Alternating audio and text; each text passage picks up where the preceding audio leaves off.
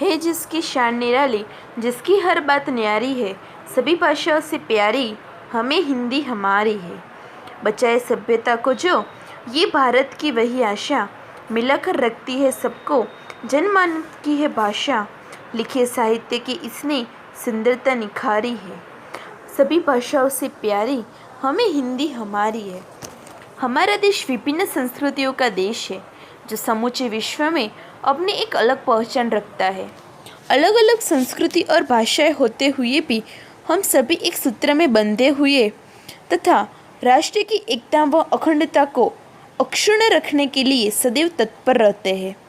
राष्ट्रीय का मतलब होता है कि राष्ट्रीय के सब घटकों में भिन्न भिन्न विचारों और विभिन्न आस्थाओं के होते हुए भी आपसी प्रेम, एकता और भाईचारे से बना रहना। राष्ट्रीय एकता में केवल शारीरिक समीपता ही महत्वपूर्ण नहीं होती, बल्कि उसमें मानसिक, बौद्धिक, वैचारिक और भावात्मक निकटता की समानता आवश्यक है। एकता का अर्थ यह नहीं होता कि किसी विषय पर मतभेद नहीं, मतभेद होने से बावजूद भी जो सुखद और सबके हित में ही उसे एक रूप में भी स्वीकार कर लेते हैं। हमारे मूल्य गहराई से अपनी जड़ों से जुड़े हुए हैं, जिन पर हमारे ऋषि मुनियों और विचारकों ने बल दिया है। हमारे इन मूल्यों को सभी धर्म ग्रंथों में स्थान मिला है, चाहे कुरान हो या बाइबिल, चाहे गुरु ग्रंथ हो साहिब हो या गीता। हजरत मोहम्मद, ईसा मसीह, गुरु नानक, बुद्ध और महावीर सभी ने मानव मात्र की एकता, सार्वभौमित्व और शांति की महायात्रा पर जोर दिया। हिंदी भारत की राजभाषा है। आज बहुत अफसोस है कि बात सारे भारत में एक साथ जोड़ने वाली भाषा हमारे देश की राष्ट्रभाषा न बनकर बस एक राष्ट्रभाषा के रूप में ही हमारे साथ है।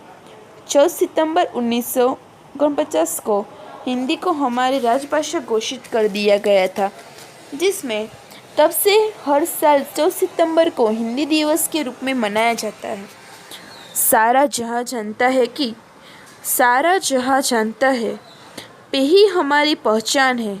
संस्कृत से संस्कृति, हमारी हिंदी से हिंदुस्तान है। भारतीय लोगों के बीच अलगाव की एक उच्च स्थिति है, जो सांप्रदायिक और दूसरी समस्याओं के साथ यहाँ एक बुरा दृश्य बनाती है। भारत में अलगाव के कारण हम लोगों ने ढेर सारी सामाजिक समस्याओं का सामना किया है, जैसे 1947 में भारत का बंटवारा, 1992 में बाबरी मस्जिद का विध्वंस, अस्पृश्यता की बाधा, भाषा की बाधाएं हम पीछे ले जा रही है। हिंदी भाषा वह केवल हिंदुओं था कुछ मुट्ठी भर लोगों की भाषा नहीं है, वह तो देश की कोटि कोटि कंठों की पुकार और उनका हथियार है। हिंदी के सूत्र के सहारे कोई भी व्यक्ति देश के एक कोने से चलकर दूसरे कोने तक जा सकता है और अपना काम कर सकता है। मुगल शासन के दिनों में फारसी बेशक राजभाषा बनी रही। डॉक्टर रामविलास शर्मा के अकबर के महल में बोलचाल की भाषा हिंदी थी। राजस्थान में पिंगल के रूप में, मध्य प्रदेश में ग्वालियर के रूप में, पंजाब में ब्रह्म पंजाबी में, मिश्रित पटियाली के रूप में, बंगाल और असम और उत्कल में ब्रजपुली के रूप में यही भाषा फैली। राष्ट्रपिता महात्मा गांधी जी द्वारा स्थापित दक्षिण भारत हिंदी प्रसार सभा और राष्ट्रभाषा प्रचार समिति वर्धा बेस जैसी अनेक संस्थाओं का अत्यधिक योगदान है। देश के विभिन्न हिस्सों में बोली जाने वाली मातृभाषाओं को स्कूल के सम्मानित, प्रचारित और पढ़ाया जाने या ये राष्ट्रीय भाषा तथा राजभाषा का स्थान सिर्फ हिंदी में ले सकती है। महर्षि दयानंद जी ने कहा था कि हिंदी द्वारा सारा भारत एक सूत्र में पिरोया जा सकता है। તેથી જ भारत के हर एक कोने को आपस में जो साथ मिलाए, संपर्क सूत्र काम करे, जो वो भाषा हिंदी कहलाए। बिछड़ जाए कि हमारे अपने हमसे, अगर अंग्रेजी टिक जाएगी, मिट जाएगा वजूद हमारा अगर हिंदी मिट जाएगी। हिंदी साहित्य का आरंभ 8वीं शताब्दी में मनाया जाता है। हिंदी साहित्य के विकास को अलचक सुविधा के लिए 5 ऐतिहासिक चरणों में विभाजित कर देते हैं। आदिकाल, भक्तिकाल, रीतिकाल, आधुनिक काल, नव्योत्तर काल।